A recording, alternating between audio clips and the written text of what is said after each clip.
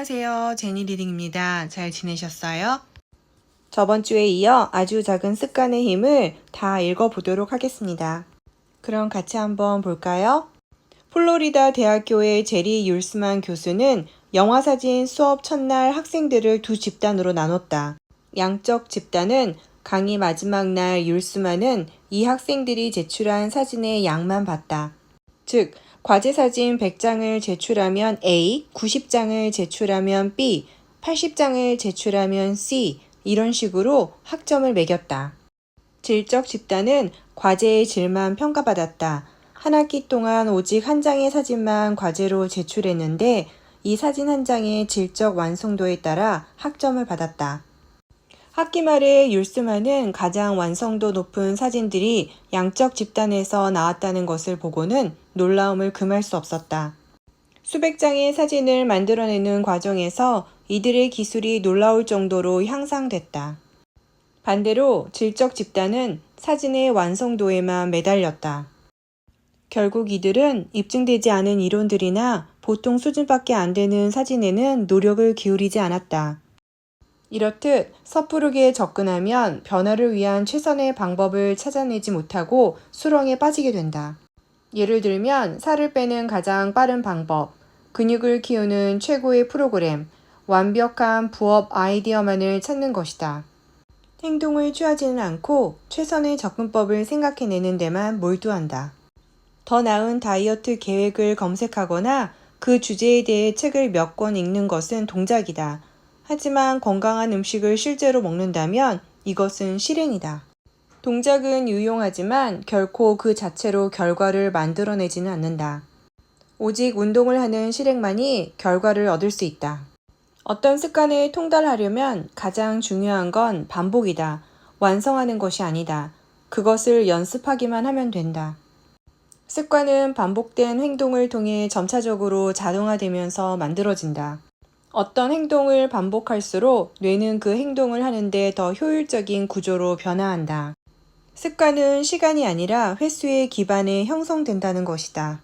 습관이 자동화되려면 얼마나 오래 하느냐가 아니라 얼마나 자주 반복하느냐가 중요하다. 모든 행동에는 특정한 양의 에너지가 드는데 에너지가 많이 들수록 그 행동을 덜 하게 된다. 예를 들어 하루 100번 푸시업을 하는 걸 목표로 세웠다고 하자. 이는 엄청난 에너지를 소모하는 일이다. 동기가 일어나고 흥미를 느꼈던 처음에는 그 일을 시작할 만큼 힘을 모을 수 있다. 하지만 며칠이 지나면 너무 큰 노력이 들어가기에 지치고 만다. 이와 달리 하루에 한 번 푸시업 하는 것 같은 작은 습관은 시작할 때 거의 에너지가 들지 않는다. 어떤 습관에 필요한 에너지가 적을수록 그 일을 할 가능성이 커진다. 나쁜 습관을 하기 어렵게 만드는 환경을 조성할 수도 있다. 예를 들어 나는 가능하면 점심 먹을 때까지는 휴대전화를 다른 방에 가져다 둔다. 곁에 두면 아침 내내 아무 이유 없이 휴대전화만 들여다보기 때문이다. 하지만 다른 방에 두면 그것에 대해 거의 생각하지 않게 된다. 이유 없이 휴대전화를 가지러 가지 않을 만큼 마찰이 큰 것이다. 결과적으로 나는 매일 아침 방해받지 않고 일을 할 수 있는 서너 시간을 얻고 있다. 시작 과정이 의식이 될수록 큰 일을 할 수 있는 고도의 집중 상태로 더 잘 들어갈 수 있다. 운동을 하기 전에 매번 같은 준비 운동을 하면 더 쉽게 최고의 기량을 펼칠 수 있다. 뭔가를 창작할 때 동일한 의식을 따르면 어려운 창작 과업을 더 쉽게 해낼 수 있다. 잠들기 전에 일관적인 작동 중단 습관을 들이면 매일 밤 적절한 시간에 잠들 수 있다. 전체 과정을 자동화할 수는 없겠지만 의식하지 않은 상태에서 첫 번째 행동을 시작할 수는 있다. 나쁜 습관을 벗어나는 최고의 방법은 그 일을 하기 어렵게 만드는 것이다. 보상을 주는 것은 반복한다. 힘든 것은 피한다. 미래에 무엇을 할지는 과거의 보상을 받았거나 힘들었던 것에 영향을 받는다. 긍정적인 감정들은 습관을 만드는 반면 부정적인 감정들은 습관을 파괴한다. 분명하게 만들어라. 매력적으로 만들어라. 하기 쉽게 만들어라. 이 세 가지 행동 변화 법칙들은 지금 이 순간 어떤 행동을 시도하도록 고무한다. 그러나 네 번째 법칙인 만족스럽게 만들어라는 다음에 어떤 행동을 반복하도록 고무하는 것이다. 이로써 습관의 순환고리가 완성됐다. 나쁜 습관은 보상이 즉시적인 반면 결과는 나중에 발생한다. 절대로 2번은 거르지 않는다는 법칙. 하루를 걸으면 가능한 한 빨리 되돌아가려고 애쓴다. 운동을 1번 걸을 수는 있어도 연속으로 2번 거르지는 않는다. 피자 한 판을 다 먹을 순 있지만 그 다음에는 건강한 음식을 먹으려고 한다.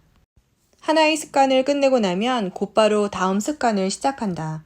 처음의 실수가 절대 나를 망치지는 않는다. 하지만 뒤이어 또 실수할 수 있다. 1번 거르는 것은 사고다. 2번 거르는 것은 새로운 습관의 시작이다.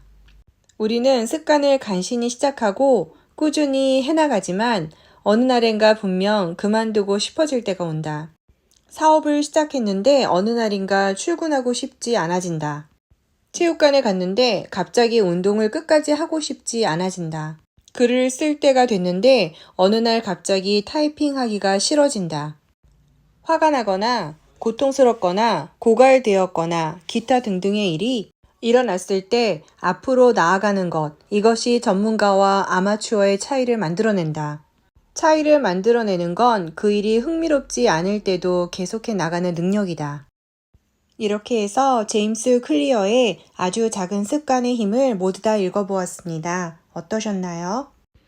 습관은 시간이 아니라 횟수라고 합니다. 누가 많이 반복했느냐에 따라 습관이 된다는 의미입니다.